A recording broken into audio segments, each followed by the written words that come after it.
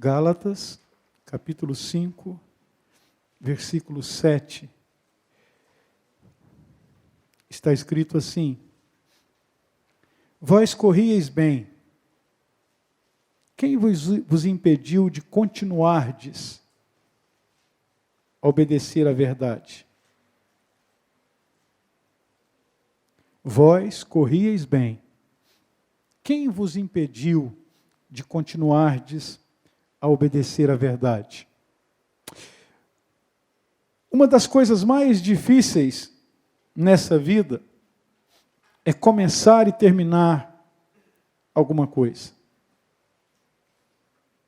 É muito fácil começarmos, mas é difícil ir até o fim com algo que nós começamos. Seja uma dieta, não é? Quantas pessoas têm começado uma dieta toda segunda-feira, não é? Toda segunda-feira. Não é fácil começar. Um mutirão. Quem já não começou participando de um mutirão e tinha um número enorme de pessoas e ao final daquele mutirão ficaram ali meia dúzia de pessoas que permaneceram até o fim. Terminar uma corrida, concluir um projeto, tudo é muito difícil. O contexto dessas palavras de Paulo é o seguinte: os Gálatas estavam abandonando a sã doutrina. Os Gálatas que foram libertados do judaísmo e da escravidão do cumprimento da lei, agora estão retornando às práticas antigas. Daí vem a pergunta de Paulo: vocês estavam correndo tão bem? Vocês estavam indo tão bem? Quem impediu vocês de continuarem obedecendo a verdade?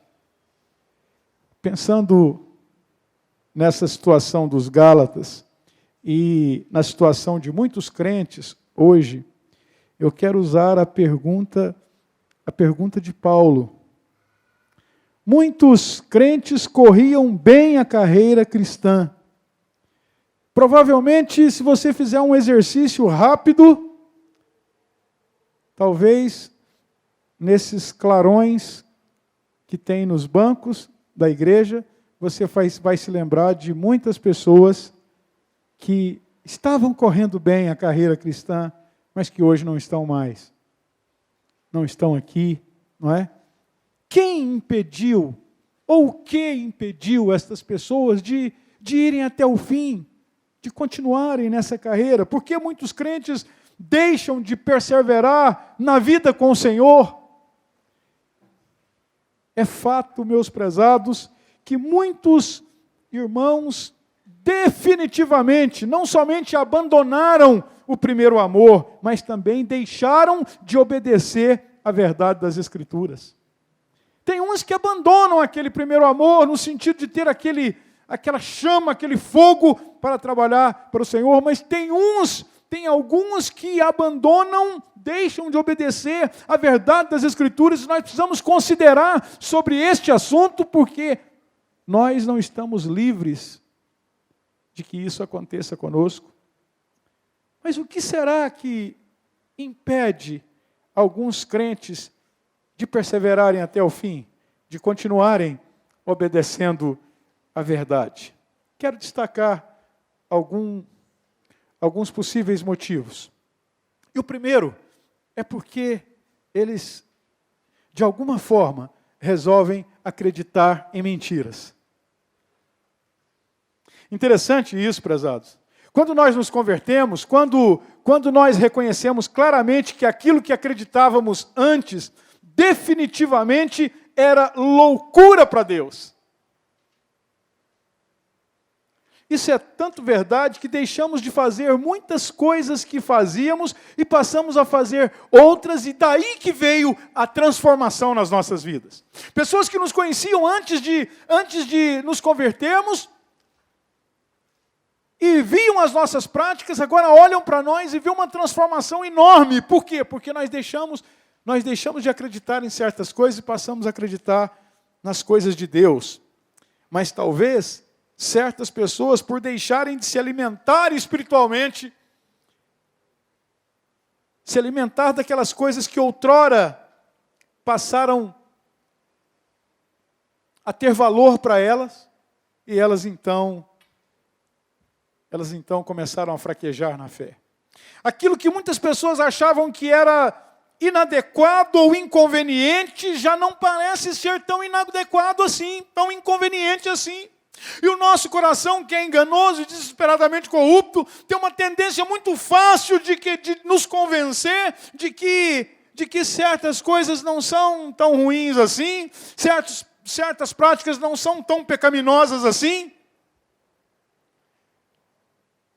E nós começamos a acreditar mesmo em certas mentiras. Aquilo que muitas vezes nós víamos claramente como pecado, já não está tão claro assim. E aí nós começamos a relativizar. Não é? Não é bem assim. Não é bem assim. Isso não é tão desse jeito, não é? E agora, com um agravante. Agora, aquela pessoa é um convertido, é um que nasceu de novo, agora ela congrega na igreja de Deus e muitas vezes, até tenta compensar isso, sendo até assíduos nos cultos, até congregando, participando de alguma atividade na igreja, não é? Até contribuindo. Mas, de fato, prezados, o que Deus quer é que todos nós que confessamos a nossa fé nele, todos nós que nascemos de novo, o que Deus quer que vivamos intensamente para ele, acreditando nas verdades da sua palavra. A sua palavra precisa ser a verdade dele para nós e nós não podemos negociar isto. E eu queria ler com os irmãos alguns versículos muito importantes da palavra de Deus, para que quando começarmos a perceber que a nossa sabedoria está querendo falar mais alto do que a sabedoria de Deus, a gente acendeu uma luzinha na nossa mente, no nosso coração.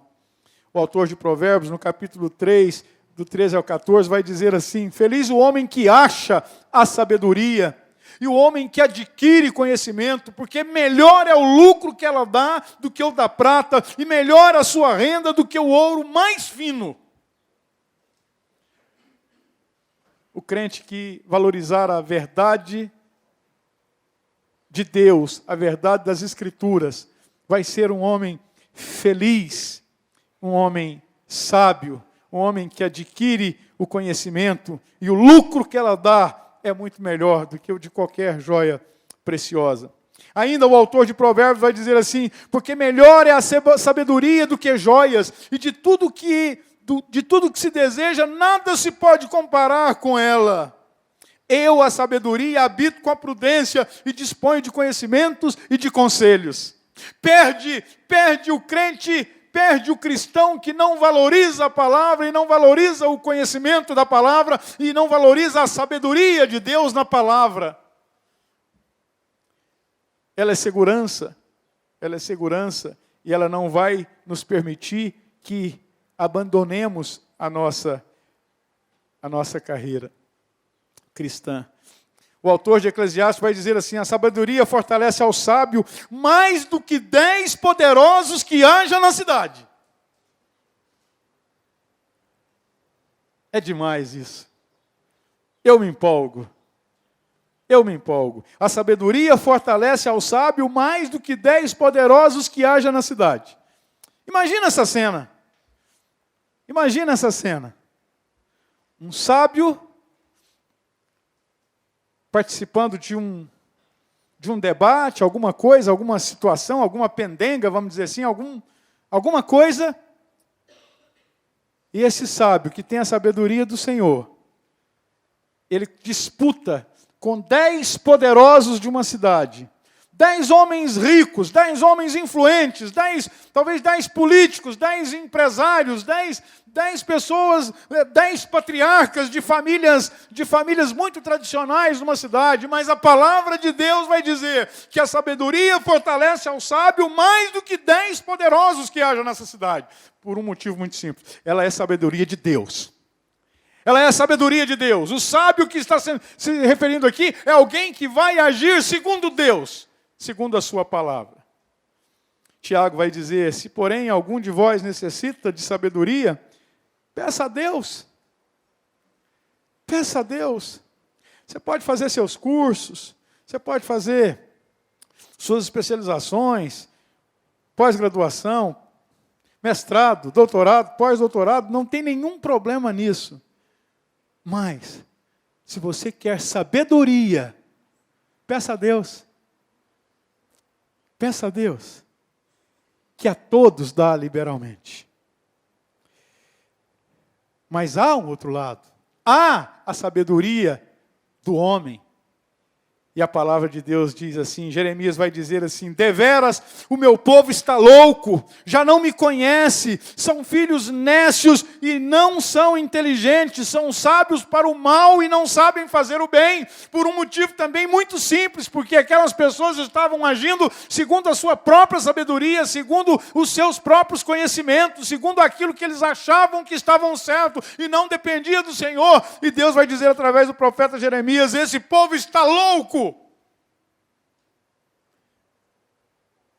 Paulo vai dizer lá no capítulo 1 de Romanos: porquanto, tendo conhecimento de Deus, não o glorificaram como Deus, nem lhe deram graças, antes se tornaram nulos em seus próprios raciocínios, obscurecendo-se o coração insensato, inculcando-se por sábios, tornaram-se loucos.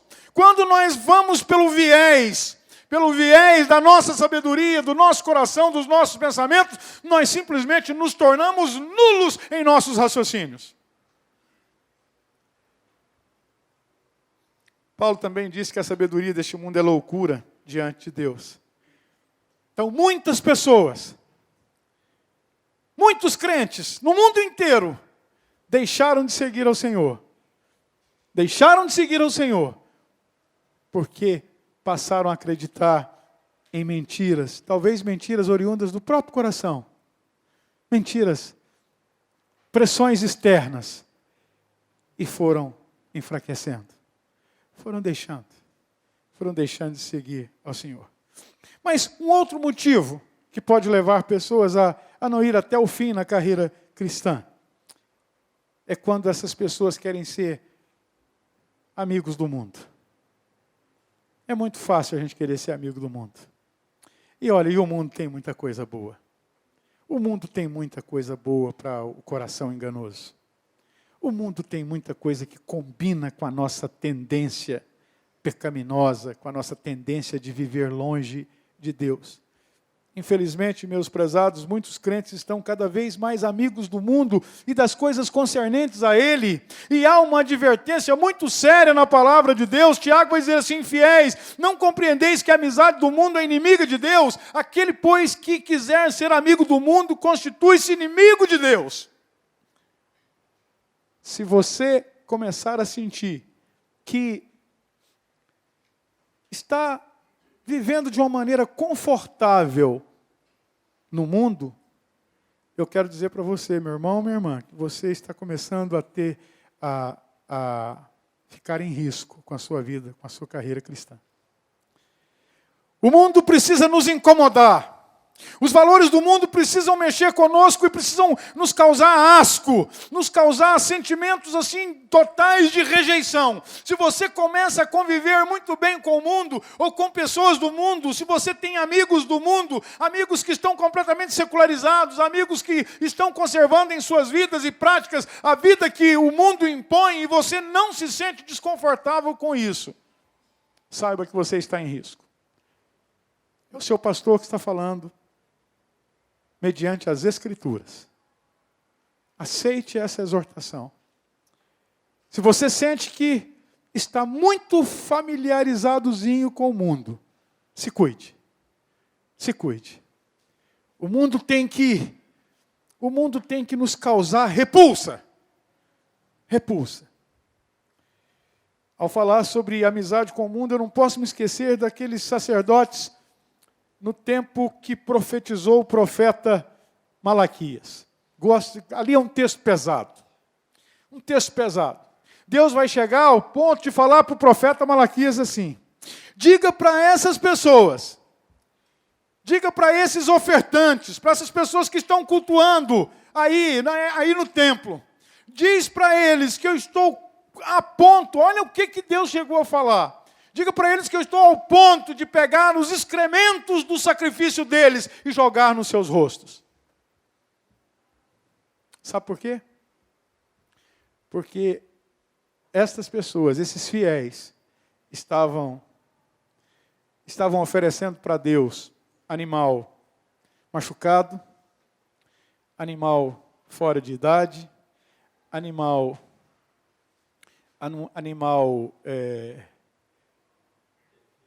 imperfeito. E aí, Deus vai dizer uma coisa para aqueles sacerdotes e aquelas pessoas. Deus vai dizer assim: ofereça esse sacrifício aí que você está oferecendo para o seu chefe. Está lá. Ofereça para o seu chefe, ofereça para o seu governador. E isso aqui é muito importante considerarmos, irmãos. Tem certos crentes que às vezes não suportam um culto atrasar um pouco mais. Não suporta uma palavra de um líder, seja do pastor, seja do diácono, seja de algum ancião da igreja, uma palavra de exortação, não suportam.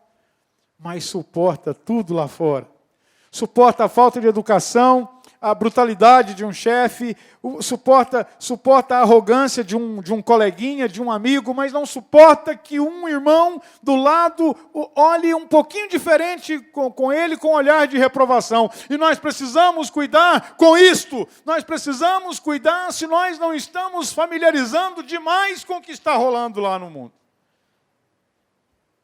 E eu fico pensando, quando eu falo sobre Malaquias, sobre esse tempo, será que a igreja do Senhor Jesus não tem vivido um pouco dias como esses? Será que não? Onde, quando se oferece o melhor lá fora, mas não se oferece o melhor aqui dentro? Será que muitos crentes não se sentem muito confortáveis e talvez pagar uma entrada para assistir uma peça de teatro, que é uma fortuna, talvez para ir a um show, que é uma fortuna, talvez comprar alguma coisa lá fora para o seu prazer, que é uma fortuna, mas tem muita dificuldade em oferecer uma contribuição para as coisas de Deus aqui?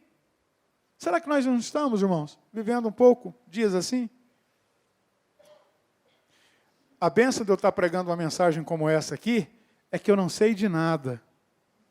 Então, eu tenho certeza que você não está pensando aí que eu estou pregando por alguma coisa que eu sei. Não, eu estou fazendo aqui. É um culto dominical, é um culto em que não temos visitantes, é um culto que nós precisamos.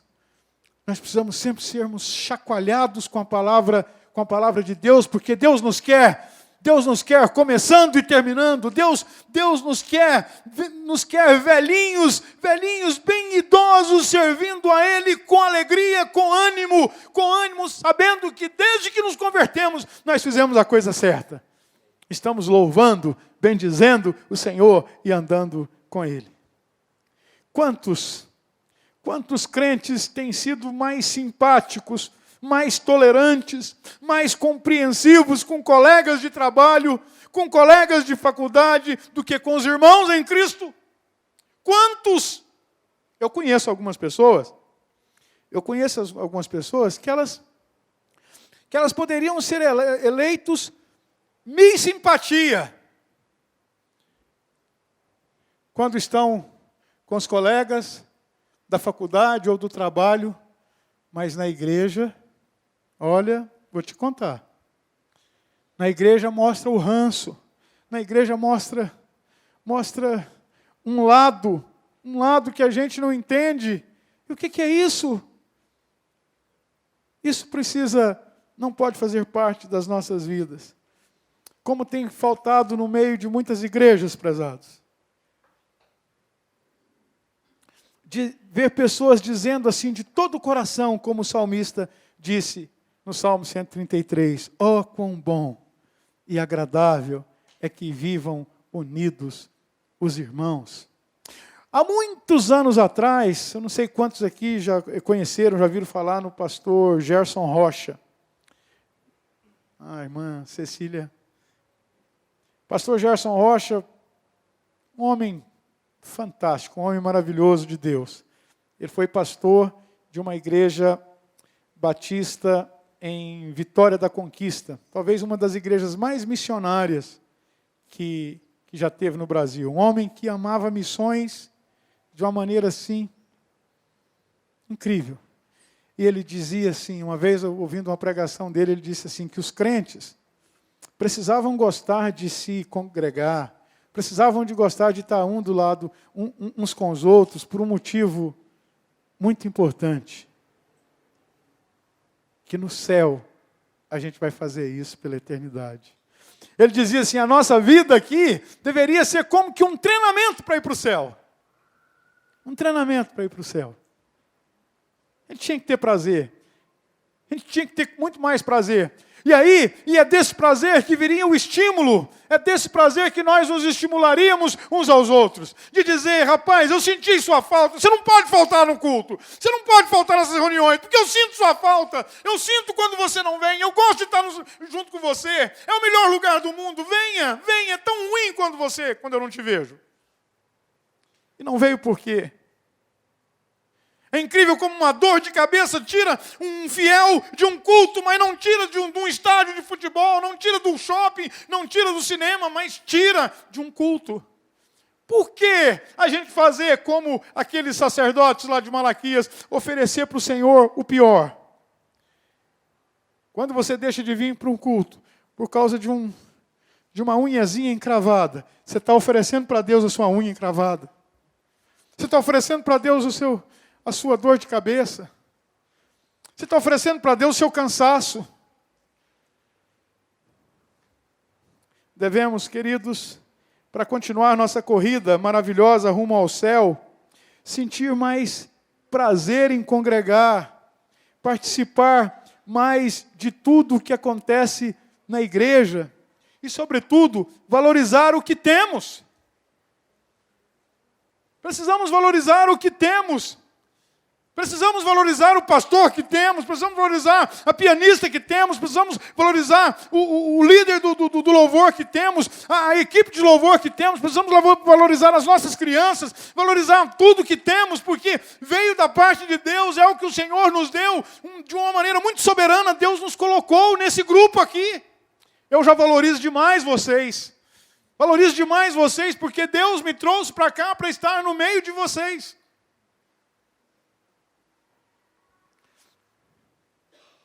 É por isso que eu disse que eu sonho com uma igreja que os irmãos, os fiéis, disputam numa disputa super saudável e bonita, não é? A alegria de ver um forro de mesa novo que trouxe, não é? Algo bonito que fez para a igreja, não é? Por quê? Porque é aqui que nós estamos treinando para ir para o céu. Não vai ter prova. Ninguém vai fazer uma prova, não. Nós vamos para o céu por causa do sangue do Senhor Jesus. Mas é muito melhor a gente chegar no céu podendo dizer assim, eu vivi um pedacinho do céu lá na minha igreja. Na convivência com os meus irmãos. Eu vivi. Tem que ser assim. Por fim, prezados, uma outra coisa que tem tirado pessoas de ir até o fim, servindo ao Senhor, não podia ser outra. A falta de fé. A falta de fé.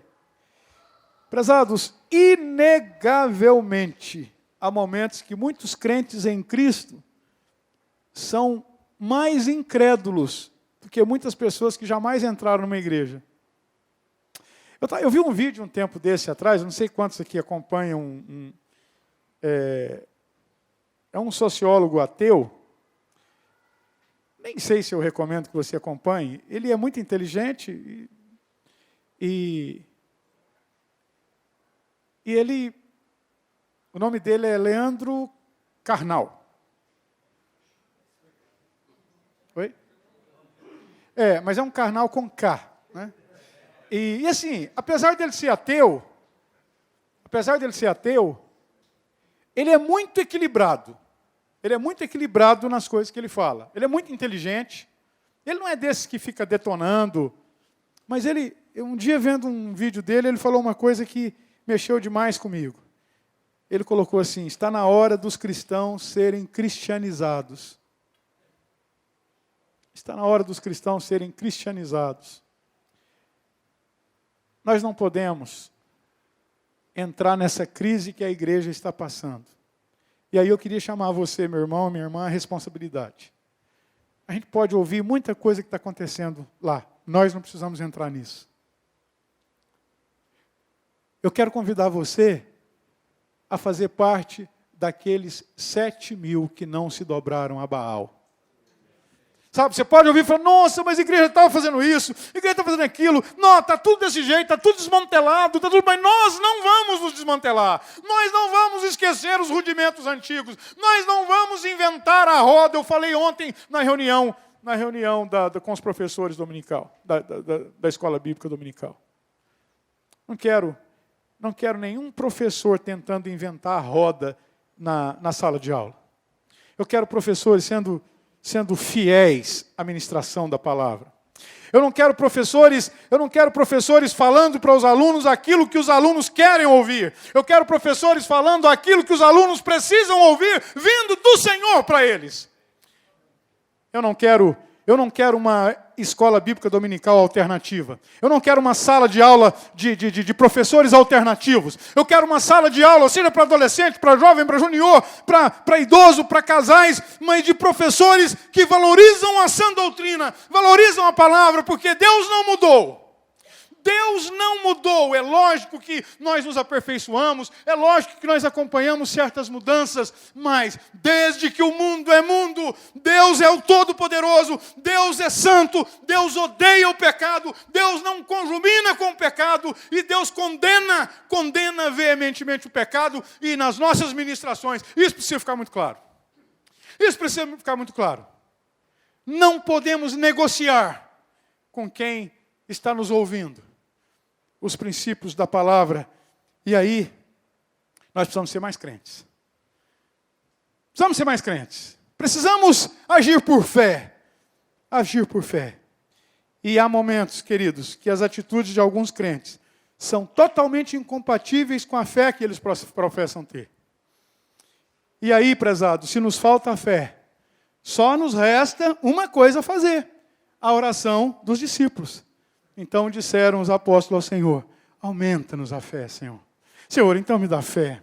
Aumenta a minha fé, Senhor. Então coloca no meu coração, Senhor, aquelas coisas, uma fé suficiente para eu vê-lo o tempo todo, uma fé suficiente para perceber que o Senhor está falando comigo através da Tua palavra, Senhor. Uma fé suficiente para, quando eu estiver ministrando, seja numa sala de aula, seja em algum lugar, eu vê-lo o tempo todo do meu lado. Do meu lado. Porque, irmãos, convenhamos, muitas vezes nós negociamos isso. Nós não estamos vendo Deus. Então, fica fácil. Mas nós não estamos vendo Deus, primeiro porque não estamos olhando para Ele com os olhos da fé. Mas se estamos vendo ou não estamos, porque a nossa fé está fraca ou não, Ele está nos vendo. Ele está nos vendo. A igreja dele, a obra dele, Ele quer ver a igreja sendo estabelecida nos moldes dele. E Ele vai cumprir isso, custe o que custar. Ele vai até o fim, porque Deus é alguém que começa e termina. Mas Ele quer que a gente esteja nesse negócio dele, nesse negócio maravilhoso dele. Nossa vida precisa definitivamente ser vivida pela fé. Precisamos, sobretudo, nos lembrar que servimos a um Deus vivo, a um Deus que está no mais absoluto controle de tudo. De tudo. E se você começa a negociar aquilo que Ele não negocia, você está com um problema. Seja na sua casa, seja com seu vizinho, seja nas suas atividades profissionais. seja na sua sala de aula. Você não pode fazer isso. Precisamos, sobretudo, nos lembrar de que, com essa fé, será a fé nesse Deus vivo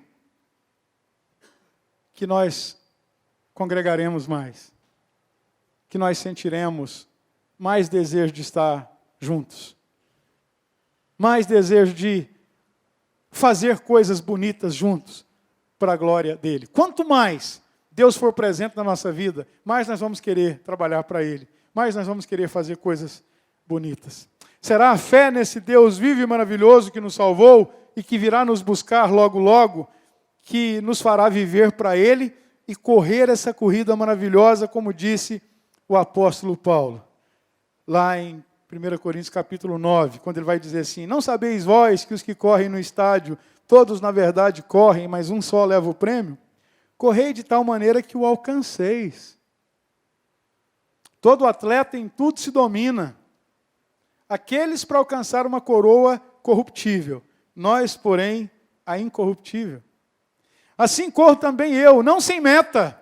Assim luto, não como desferindo golpes no ar, mas esmurro o meu corpo e o reduzo à escravidão, para que, tendo pregado a outros, não venha eu mesmo a ser desqualificado.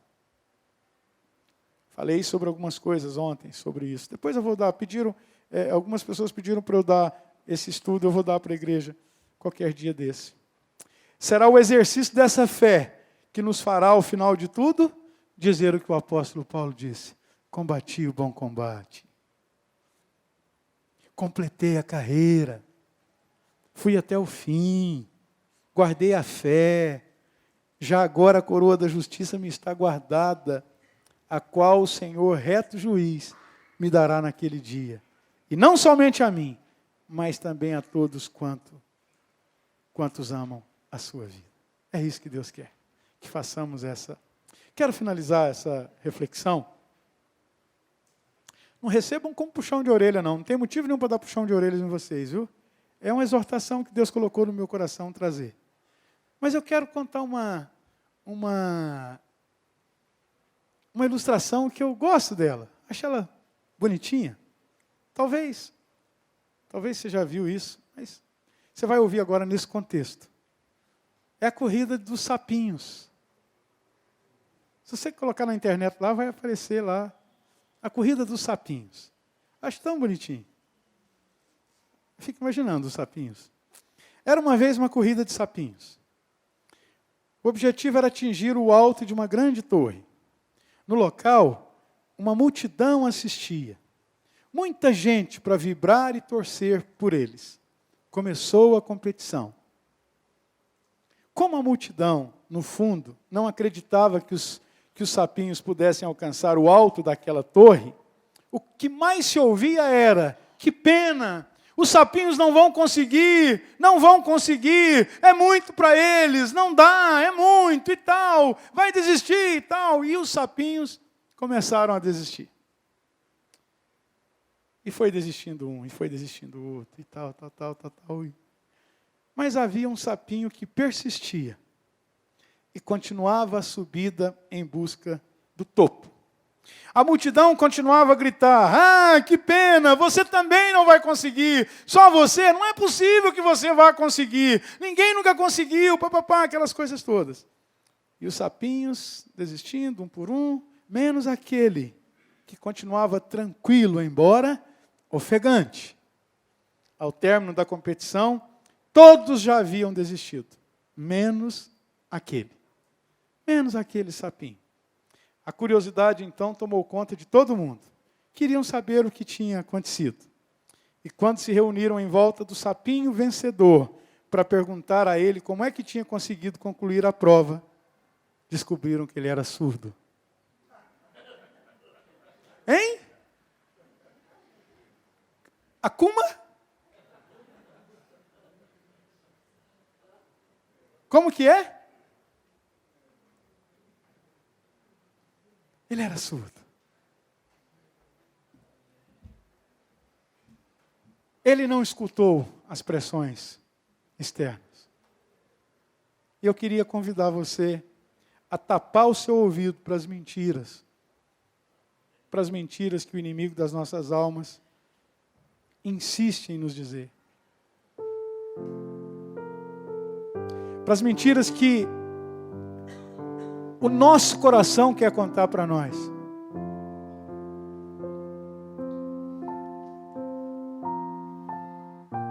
Queria incentivar você a tapar seu ouvido para que o mundo tenta te dizer que você tem que ser assim, você tem que ter essa prática, ter esse hábito, fazer isso para agradar esse grupo ou aquele grupo. Nós precisamos agradar o Senhor. É o Senhor que nós precisamos agradar, não é? Eu gosto demais de uma frase que eu vi recentemente: eu sou feliz sem beber.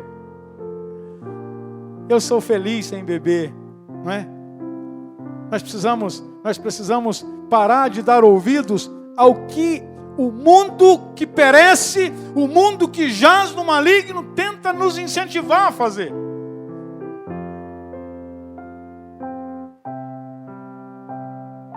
O empresário não pode ter vergonha de dizer que paga todos os seus impostos. Não pode ter vergonha. Uma jovem de 28, 30, 32 anos, solteira, não pode ter vergonha de dizer que é virgem. Não pode, ela tem que dizer isso para todas as pessoas, sem nenhuma vergonha. Porque isso é honra, é glória para Deus. Um jovem não pode ter essa vergonha de dizer isto. Eu me lembro uma coisa que o pastor Assis Militão da Silva foi presidente da Missão Novas Tribos do Brasil durante muitos anos. Ele foi pregar numa igreja lá em São Paulo e pediram para ele pregar, dentre as pregações lá, para um grupo de jovens. E um rapaz meio rebelde chegou para ele assim, mas na bruta mesmo, e falou assim: o senhor é quadrado. E aí ele disse assim: pelo menos eu me encaixo em algum lugar. Nós precisamos nos encaixar na palavra do Senhor e não ficarmos. Mas eu quero convidar você a não ouvir as pressões externas que querem nos tirar disso aqui, ó.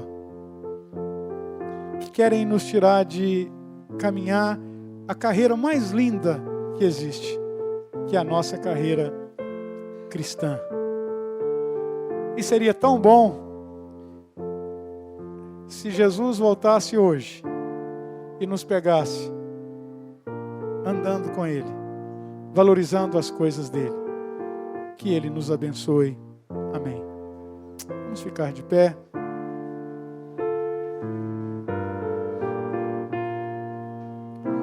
Querido Deus, estamos diante de Ti, Senhor, precisando tanto de Ti, Senhor. Ó Deus querido, a pior coisa que poderia nos acontecer, Senhor, é se o Senhor nos entregasse a nós mesmos, como aconteceu lá com aquelas pessoas no início da carta de Paulo aos Romanos. Pessoas que foram entregues a si mesmas, porque não quiseram saber de Ti. Mas, Senhor, pelo contrário, nós queremos Te pedir em nome do Senhor Jesus que Tu nos exorte sempre, nos ajude sempre, Senhor, a completar a carreira, guardar a fé, combater esse bom combate, Senhor, e que no dia da sua volta, ou no dia que o Senhor soberanamente nos chamar, que o Senhor nos encontre andando fielmente contigo. Sabemos que nunca vamos deixar de ser pecadores por natureza, Senhor. Mas o Senhor pode sim nos encontrar levando uma vida santificadamente. Para isso temos o Teu Espírito Santo maravilhoso. Deus querido, leva-nos de volta para os nossos lares, Senhor. Dá-nos uma tarde na Tua presença, Senhor. Que possamos levar o resto desse dia nesta perspectiva de que estamos servindo ao Senhor e precisamos depender de Ti. Oramos em nome de Jesus. Amém.